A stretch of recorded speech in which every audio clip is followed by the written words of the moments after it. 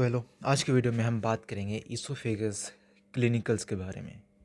Oesophagus ये एक pipe है जो कि आप देख सकते हैं। ये पाइप जो कि हमारे खाना या पानी को स्टोमक की तरफ लेके जाता है।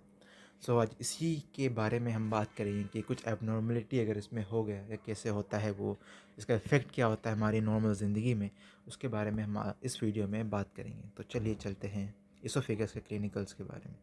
सबसे पहले है ईसोफेगल वेरिसेस। तो इसके बारे में मैंने पोस्ट केबल एनास्टेमोसिस में पहले भी बात किया था। तो इसमें होता क्या है कि like if the liver is affected with anything, like cirrhosis of the liver हो गया, तो यहाँ से जो ब्लड जाएगा वो लीवर को पास नहीं कर पाएगा। तो ये ब्लड यहाँ एक्यूमुलेट हो जाएगा पोर्टल वेन में। ओके, ये एक्यूमुलेशन क्रिएट कर देगा एक कंडीशन जिसे हम कहते हैं पोर्टल हाइपरटेंशन। पोर्टल हाइपरटेंशन मतलब कि यहाँ प्रेशर या कहूँ तो दबाव बहुत ज़्यादा हो गया है due to non flowing of blood towards the liver. तो अब ये ब्लड एक्यूमुलेट होकर अब पीछे की तरफ जाएगा। ओके, अब ये 3 जगह जा सकता है। एक इंटेस्टाइन में जा सकता है, दूसरा स्प्लीन में जा सकता है, एंड तीसरा इसोफेगस में जा सकता है। और इसोफेगस में जाने के बाद वहाँ जो वेन्स होता है इसोफेगस का, उसको डायलेट कर देगा since more blood is coming, and it will cause condition called oesophageal varices. और जब वो कुछ ज़्यादा हो जाएगा then it can rupture this vessels. Okay, ये है इसोफेगल वेरिसेस। यहाँ का वेन बहुत ज़्यादा मोटा हो गया और जब ये रप्चर हो जाएगा it can cause the vomiting of blood called hematemesis. Okay, so this is called esophageal varices. I hope समझ में आया होगा. Now let's move on to other topic called eclasia cardia. तो ये हमारा esophagus है, okay, और ये हमारा फूड है। तो ये फूड को इस कैनाल से esophagus के बीचों बीच से जाना पड़ता है और जाके स्टोमक में जाके फिलअप होना होता है।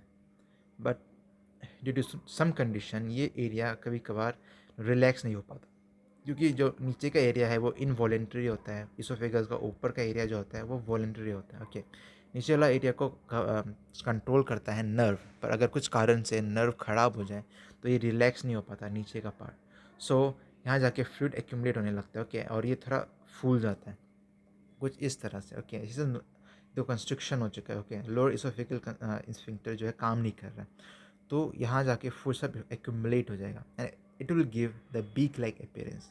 ये हमारा एक बीक लाइक अपीयरेंस है। Okay, why? Because the lower oesophageal sphincter doesn't relax, जिसके कारण एक्लेशिया कार्डिया हो जाता है। तो it results from the damage to nerve in the food tube or esophagus, preventing the esophagus from squeezing the food into the stomach. तो यहाँ आके food accumulate हो जाता है, इसे ही कहते हैं हम एक्लेशिया कार्डिया, esophageal carcinoma.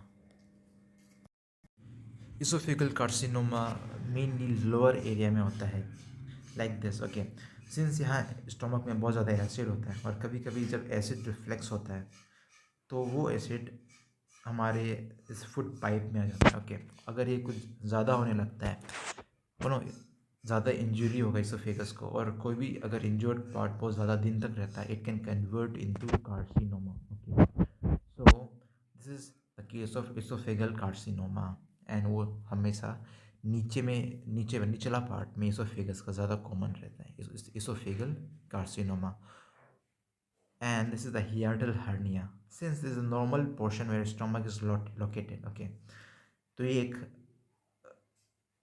छोटा सा होल है जिससे स्टोमक में इसोफेगस जा रहा है। बट समटाइम्स देखो ये पार्ट स्टोमक का इसोफेगस में चला गया। Okay, through the sliding we can say, so it is called the sliding hiatus hernia. Okay, and sometimes जो स्टोमक का पार्ट है वो इसोफेगस के साइड में आ गया। This is called para oesophageal, मतलब लेटरली प्रेजेंट है इसोफेगस के। Okay, and also called the rolling hiatus hernia.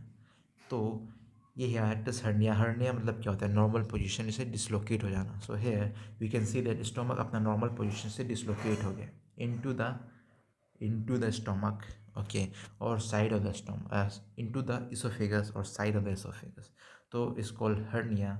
And hiatal hernia क्यों? क्योंकि इसका जो ये होल है जहाँ से इसोफेगस आ रहा है उसको हम बोलते हैं हियाटस, तो इसको बोलते हैं हियाटल हर्निया।